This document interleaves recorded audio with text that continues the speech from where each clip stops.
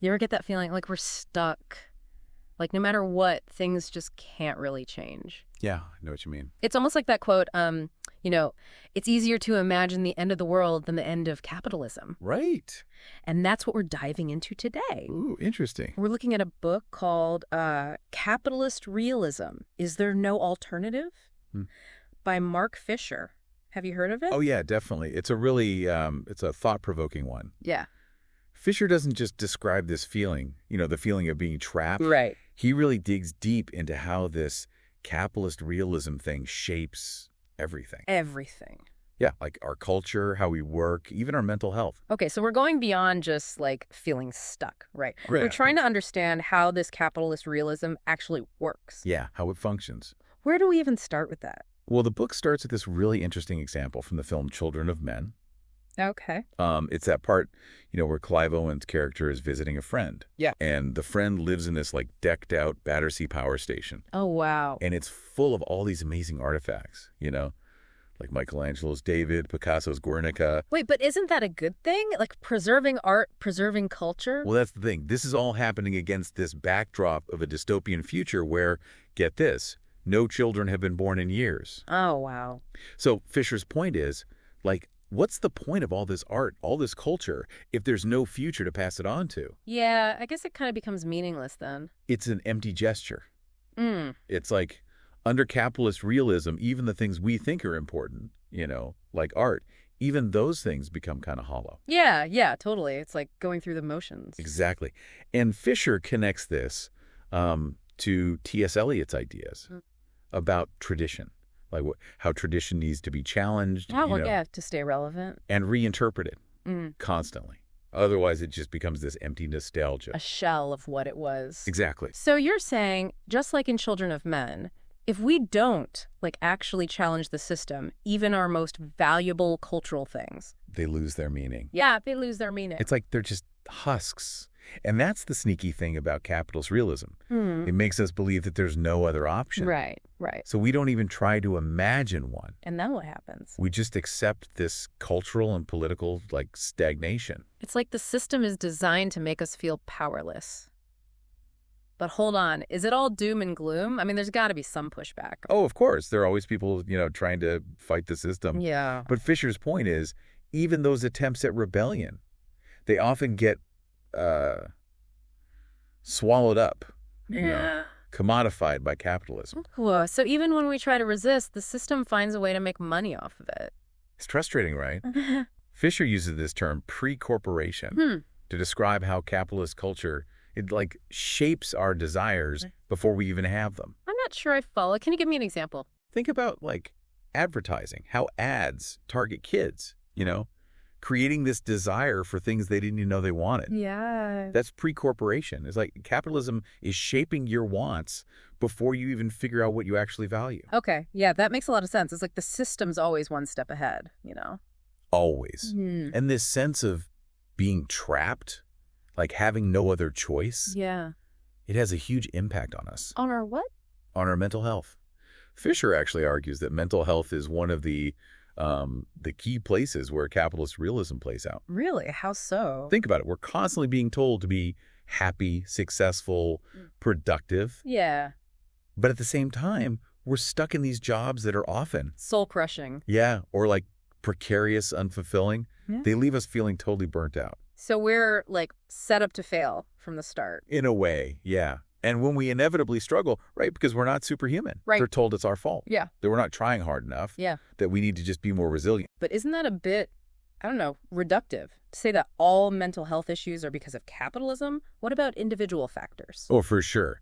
It's more complicated than that. Of course, individual stuff matters. Yeah. But Fisher's point is, you can't ignore the bigger picture, the social and economic stuff that feeds into these problems. That makes sense. And capitalist realism makes it hard to even talk about these bigger problems. Yeah. Because it keeps telling us there's no alternative. So we end up blaming ourselves. Instead of questioning the system that's actually making us sick, Fisher calls this depressive hedonia. Depressive hedonia. It's this feeling of emptiness. Yeah. Even when you're pursuing pleasure, you still feel this lack of fulfillment. It's like you get what you think you want, but it feels empty. Yeah. And that's how it keeps us hooked on the whole cycle. Exactly. And this cycle wanting more but never feeling satisfied, Right. it has real consequences. Yeah. Just look at how much depression and anxiety there is, especially with young people. Yeah, that's true. It's like the system is literally making us sick. But okay, if we say that this capitalist realism is everywhere, then how do we fight back? That's what I'm getting stuck on. That's the big question, isn't it? Yeah. And it's something Fisher really grapples with throughout the book. I think one important step is understanding how this no alternative thing, Yeah. how it gets built and maintained. Okay, yeah. Yeah. How does that happen? One way is through this new form of bureaucracy. Wait, bureaucracy. I thought capitalism was all about, like, free markets and deregulation. That's the myth. Fisher actually says that bureaucracy has gotten even worse under late capitalism. Yeah. It's just different now. It's more spread out. Okay. It's less about big government, Yeah. and more about corporations, institutions, even algorithms that are constantly watching us. Evaluating us. Yeah, So it's less about red tape and more about this invisible web of control. exactly. Think about all those audits, performance reviews, targets. They're everywhere. In our workplaces, our schools. Oh, yeah. It's this constant system of being watched and monitoring yourself. It's exhausting. It is. And it fits right into the whole capitalist realism thing. We're so busy trying to meet all these arbitrary targets and please the system Yeah. that we don't have the energy to imagine anything different. Right. It's like all-consuming. Exactly. Fisher calls it market Stalinism. Market Stalinism. Whoa. It's how late capitalism,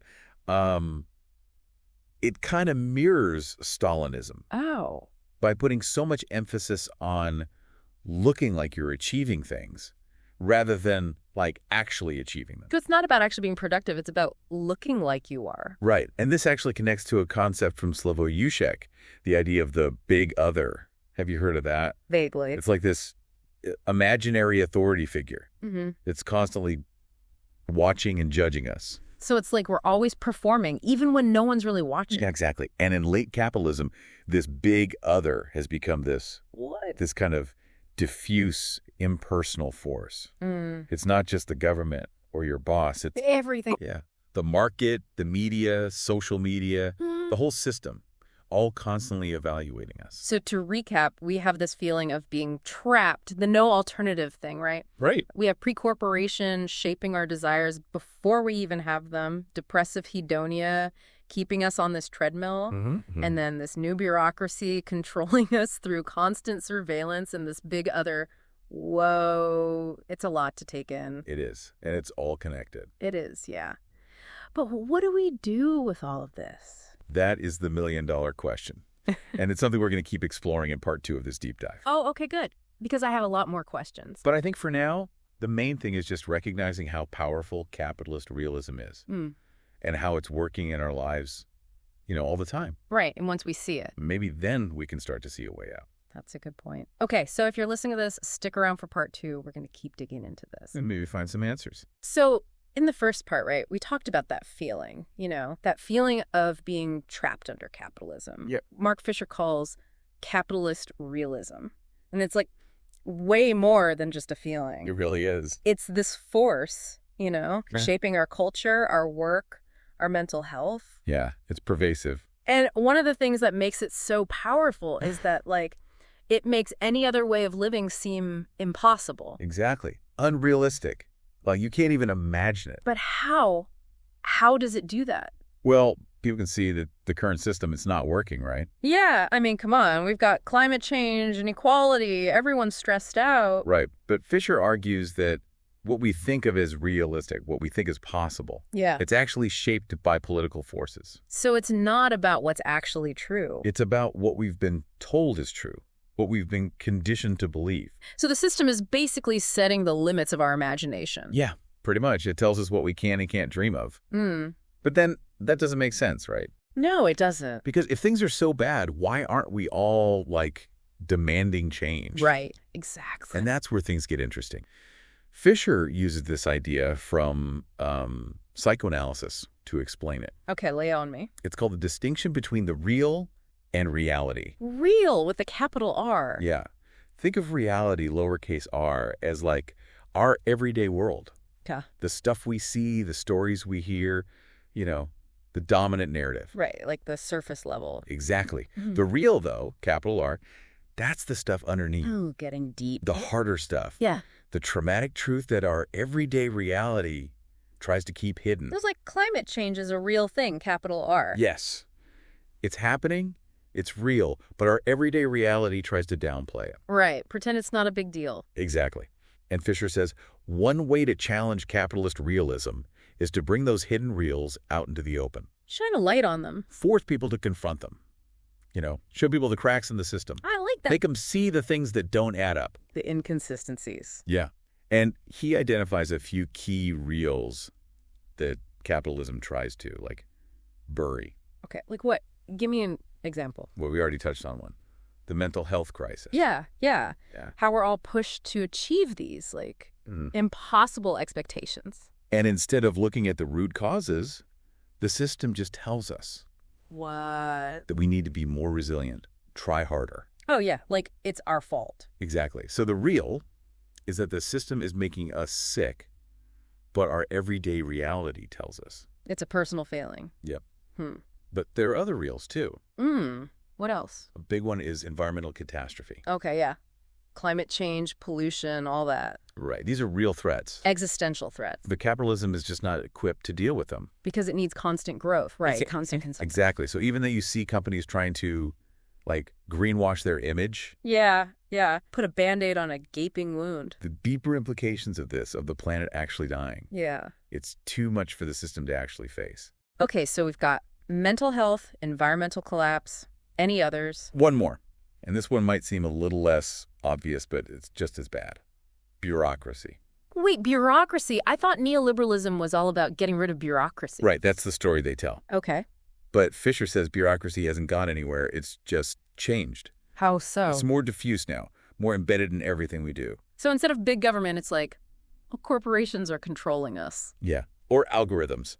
And this new bureaucracy, it creates this whole culture of what? Anxiety, competition, where you're constantly worried about pleasing the big other. Right. That invisible authority figure, always watching. Exactly. So these three reals, mental health, the environment, and this new bureaucracy. Yeah. These are the things that capitalist realism tries to hide from us. The cracks in the facade. Keeps us from seeing the truth. Yeah. But even if we, expose them, even if we show people what's really going on, the question is, what do we do about it? That's the big question, isn't it? How do you actually fight a system that's so deeply embedded in everything? Right. And like we were saying before, even our attempts at rebellion, they get co-opted. Yeah, turned into a product. It's tough. It is. And Fisher doesn't pretend it's easy. He doesn't have all the answers. But he does point to a few possibilities. Okay, I'm listening. What can we do? Well, he really emphasizes collective action. As opposed to? Individual action. That whole pull yourself up by your bootstraps mentality. Oh, yeah. The myth of the self-made person. Exactly. That ignores all the systemic stuff that's holding people back. Right. So Fisher says we need to start thinking in terms of solidarity, collective struggle. Like the labor movement. Yeah, like the labor movement, but not just, going back to old school trade unions. Okay. He's talking about a new kind of labor movement. For the 21st century. But what would that look like? Well, instead of just going on strike, he suggests things like strategically withdrawing labor. Ooh, interesting. Like how? Disrupting the flows of information, of capital, the things that keep the system running. So like a digital strike. Refusing to answer emails, go to meetings. Yeah, exactly. Finding creative ways to disrupt the system from within. I like that. Using the tools of capitalism against itself. Right.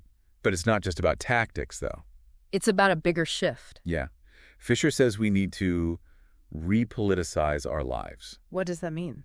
Move beyond this narrow focus on consumerism, self-interest. Okay. And start thinking about the common good. So shifting our values, our priorities. Exactly. And that's where this other interesting idea comes in.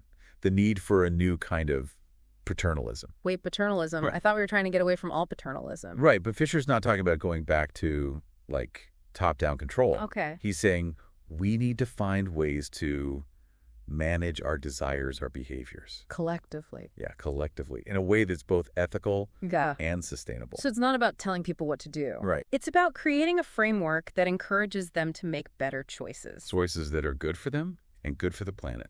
And he uses the example of environmental regulation. Exactly. Like, we know the market alone won't solve climate change. Right. We need some kind of collective action. Like carbon taxes or... Or investing in renewables, something. It's about recognizing the limits of individual responsibility. And acknowledging that we're all interconnected. Yes, exactly. So it sounds like overcoming capitalist realism isn't just about changing the system. It's about changing ourselves, too. Yes. The way we think, the way we see the world.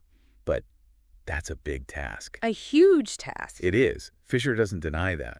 But he reminds us that throughout history. Yeah. There have been moments when things that seemed impossible suddenly changed. Like what? Like, he talks about the fall of the Berlin Wall, the end of apartheid, the legalization of same-sex marriage. These things happened because people refused to accept the limits of what seemed possible. Right. They kept fighting, even when it seemed hopeless. Exactly. And those are the moments we need to look to, the moments when things shift, when cracks appear. And Fisher says, those moments often come about because of disruption. Disruption, yeah. The 2008 financial crisis. He says those kinds of ruptures, they create space for new ideas, new possibilities. So it's about being ready to seize those moments when the system breaks down. Yes, and use that breakdown to push for real change. He sees those moments as chances to... To what? To break free from that. Yeah. There is no alternative thinking. Right, to imagine something different. But how do we keep that hope alive, when everything feels so bleak? That's a good question. And that's where Fisher's idea of popular modernism comes in. Popular modernism? What's that? He says we need new cultural forms. Okay. New ways of telling stories, new ways of imagining the future. To inspire people. Yeah, to get people excited about the possibility of something different. So it's about more than just politics. It's about changing the culture, too. Exactly. We need to create a culture of resistance. A culture of resistance. That celebrates creativity and solidarity and hope. Okay, so it's a multi-pronged approach. Right. Collective action, exposing those hidden real, and building a new culture. It's a lot. It is. But Fisher thought it was possible. He did. And at the end of the book, he basically says, go out there and make it happen. He does. He reminds us that. Yeah. The future isn't set in stone. We can still change things. So we've been talking about this whole capitalist realism thing, right? Yeah. And how it makes it so hard to picture anything outside of the system. It's like we're stuck, but we don't even see the bars. It's a good analogy. Yeah. But, Mark Fisher, he wasn't just about pointing out the problem. Right. He was really looking for ways to break out of it. And one thing he keeps coming back to is collective action. Okay. The power of people coming together to challenge the status quo. Yeah, but how do we do that when the system's so good at just absorbing everything? That's true. It's a real challenge. It's like every time a protest movement comes along, some corporation just slaps a slogan on it. And suddenly everyone's buying revolutionary T-shirts made in sweatshops. Exactly. It's disheartening. It is. But Fisher reminds us that even though the system seems all-powerful, it's not invincible. Oh. There are cracks, points of vulnerability. Okay, I'm all ears. Where are these cracks? Like, give me some examples of people who are, actually challenging things, building something different. Well, he points to a few areas. One is the environmental movement. Right, because like we were saying, environmental catastrophe, that's one of those reels that the system tries to ignore. Yeah, sweep under the rug. But then you have groups like Extinction Rebellion. Yeah. They're bringing that real, front and center. Absolutely. They're forcing people to look at climate change. And they're not just saying, oh, recycle more or whatever. Right. They're demanding systemic change. They're calling out the big polluters, the corporations, the governments. Well, they're doing it in a way that disrupts things. Yeah, gets people's attention. Those protests, they're meant to, shake things up. So it's about disruption as a tactic. Get people out of their comfortable little bubbles. Yeah, I like that. Okay, but what about the mental health crisis? Right. Are there examples of collective action happening there? Yeah, definitely. There's this growing movement. It's trying to re-politicize mental health. What does that mean? Challenging the idea that it's just an individual problem. Oh. Okay. So groups like the Mental Health Coalition, they're advocating for systemic change. Instead of just therapy or meds. Right. Looking at things like income inequality, Yeah. Job insecurity, all the pressures of, living under late capitalism. So they're making the connection between like how we feel and the system we live in. Right, showing that it's not just a personal failing. Exactly. It's a societal problem. I'm seeing a pattern here. Oh, yeah. It's about moving beyond individual solutions, recognizing that we need to like band together to fight the root causes. That's a key part of it. Fisher really believed that this shift in thinking, it's crucial to breaking free from capitalist realism. Reclaiming our power. Exactly. Imagining something different. But let's be real for a second. Okay. Even if we can build these movements, even if people get fired up, how do we actually make change? The system feels so solid. I know. It's like this massive, immovable thing. It's daunting. Fisher knew that. Yeah. But he also reminded us that, throughout history, there have been these moments where seemingly impossible things have happened. Give me some examples. He talks about the Berlin Wall coming down, the end of apartheid in South Africa, same-sex marriage becoming legal. These things, they seemed impossible, but they happened. They did. And he argues that. Yeah. Those shifts, they often happen because people just refuse to accept the limits. They keep pushing. Yeah. Keep organizing. Keep fighting. Even when it seems like a long shot. It's that whole never give up thing. But how do we keep that going when everything feels so, I don't know. Bleak. Yeah. That's a good question. And that's where Fisher talks about this idea of popular modernism. Popular modernism. He says we need new ways of doing things, new cultural forms, new ways of telling stories. Okay. New ways of imagining the future. To inspire people. Yeah. To get people excited about the possibility of something better. So it's about more than just like marching in the streets. It's about changing the whole cultural landscape. Creating a new story. Yes. A culture of resistance. I like that. That values creativity, solidarity, hope. So it's like a lot of different pieces. Right. Collective action, exposing those hidden reels, and building a new culture. That's a pretty big to-do list. It is. But Fisher believed it was possible. He ends the book with this call to action. He says, it's time to reclaim our capacity to imagine and create a different future. Wow. And what about this long, dark night of neoliberal capitalism he talks about? He says it's not inevitable. It's not? No. He says it's time to wake up. Man, that's powerful. So what does all this mean for, the listener who's been with us on this journey into capitalist realism? Well, I think the biggest takeaway is that we're not helpless. The system feels huge. Yeah. But we can still make a difference. It's about remembering that we have the power to choose, to challenge things. Exactly, to work toward a better world. And it starts with, small steps. Yeah, absolutely. Questioning the assumptions. Yeah. Connecting with other people. Building something new. Remembering that the future isn't fixed. It's up to us to create it. And, we've only just scratched the surface of all this. Yeah, if you really want to dive deep, you should check out Capitalist Realism yourself. Definitely. It's a mind-expanding book. But thanks for joining us on this deep dive. We hope you found it helpful, interesting, maybe even a little bit inspiring. And remember, the future is still unwritten.